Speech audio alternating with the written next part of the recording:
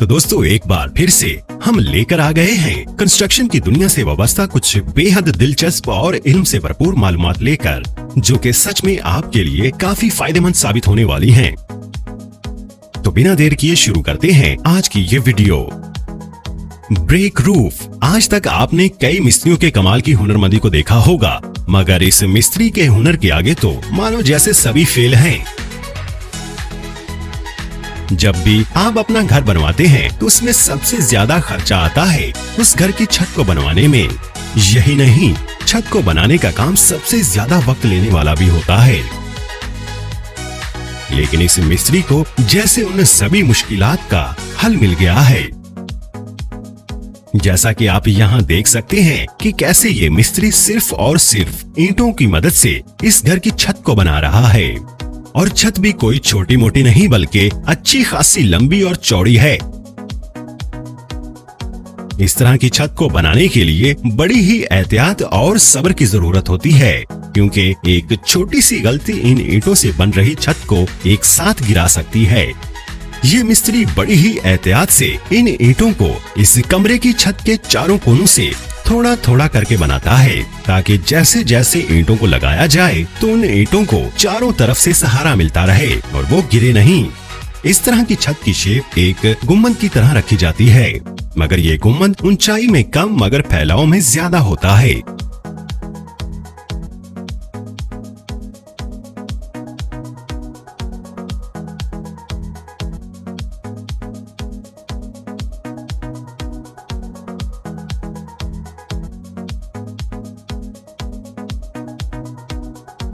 जब ये छत पूरी तरह से तैयार हो जाती है तो उसके बाद इसके ऊपर प्लास्टर कर दिया जाता है, ताकि बारिश का पानी अंदर ना आ सके। इस छत को बनाने में कम खर्च तो आता ही है, साथ ही साथ इसको बनाने के बाद ये अंदर से देखने में भी काफी खूबसूरत नजर आती है।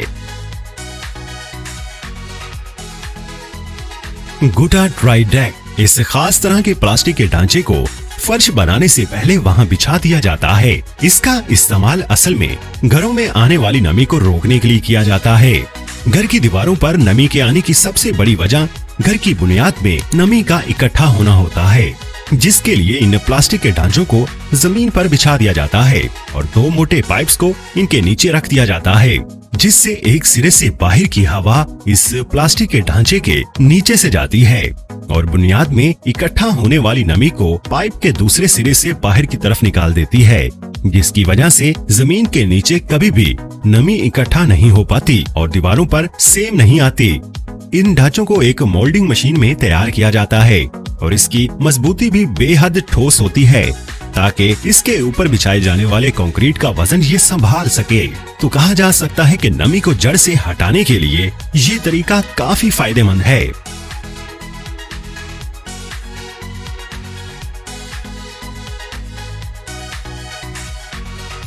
TRS turf removal.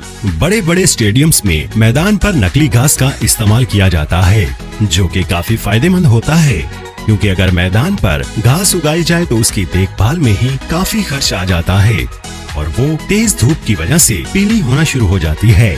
इस तरह की घास को बिछा तो दिया जाता है, मगर उसे उठाने का काम करती है TRS टर्फ रिमूवल नाम की ये मशीन, जो इस घास को बंडल बना के उसे एक जगह इकट्ठा करती रहती है।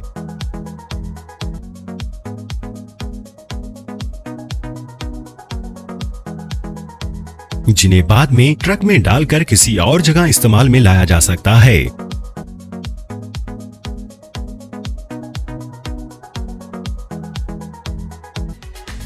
Thin brake system.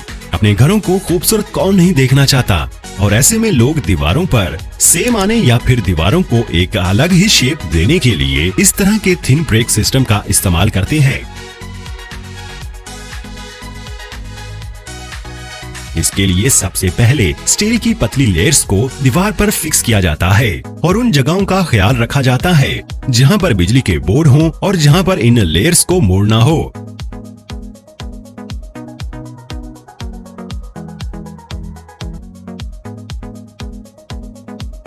उसके बाद हूबहू ईंट की तरह दिखने वाले इन टाइल्स को उन लेयर्स पर चिपका दिया जाता है।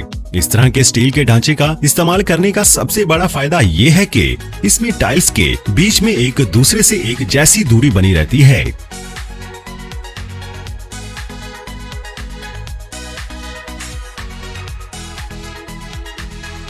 जिसे भरने के लिए व्हाइट सीमेंट का पेस्ट बनाया जाता है और फिर उसे इन दरारों में भर दिया जाता है और फिर आखिर में फिनिशिंग के बाद इन दीवारों का जो रूप निखर के आता है वो देखने में बहुत ही खूबसूरत लगता है।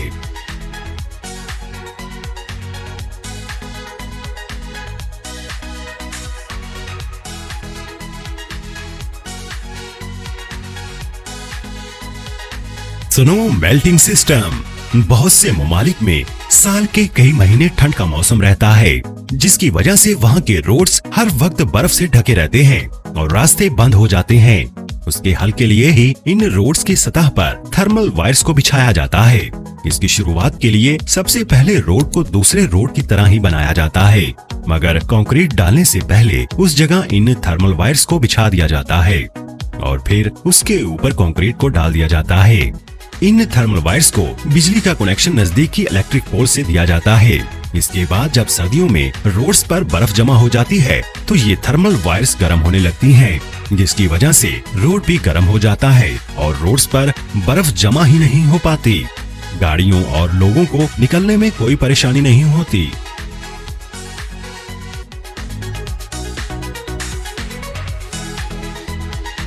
Phoenix staircase kit. घरों के अंदर होने वाला कंस्ट्रक्शन का या फिर फर्नीचर का काम काफी ज्यादा वक्त तलब होता है, तो ऐसे में सीढ़ियों को बनाने का काम भी काफी लंबा होता है, मगर इस स्टेयरकेस किट सिस्टम की मदद से वो काम बड़ी ही जल्दी हो जाता है। दरअसल यहाँ पर सीढ़ियों को बनाने के लिए सबसे पहले एक लोहे के लंबे ढांचे को तैयार किया जाता है और फिर मतलूबा जगह पर फिक्स कर दिया जाता है।